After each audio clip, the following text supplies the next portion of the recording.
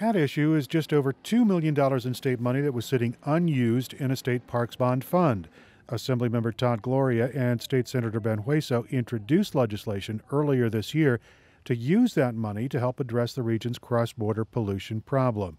Gloria spoke to KPBS back in May as the region was getting a grip on massive sewage flows moving through the valley. It's a lovely idea to use those dollars for picnic tables and shade structures, but those are of no use if you can actually access the beach.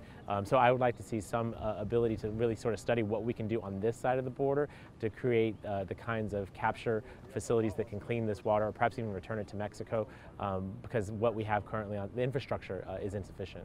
The legislation passed and was signed by the governor. About $500,000 was earmarked for studies. Clean water advocates wrote County Supervisor Greg Cox when they discovered the money that remained might not be helping with pollution issues. Cox wrote back that state voters approved the money for parks projects. This money belongs to the people of San Diego County for legally designated specific uses, Cox wrote in that letter.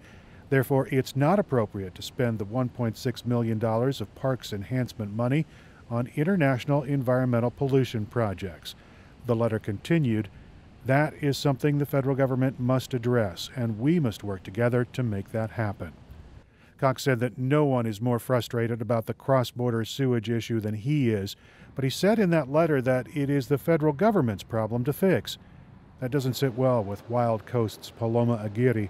She says that's not what the state lawmakers intended when they introduced the bill, and there's a lot of good that can be done with that money.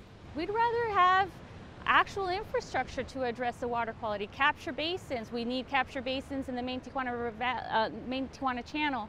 We need capture basins in Yogurt Canyon because there's an ongoing flow of water that impedes access to state parks land. There's a number of things that he could be doing. He could be doing, in our opinion, a lot more. State water quality officials are studying the pollution situation as they search for practical options that could help keep local beaches clean. And Imperial Beach is working with other municipalities and the Port of San Diego on a legal challenge aimed at compelling the federal government to fix the pollution issue. Erik Anderson, KPBS News.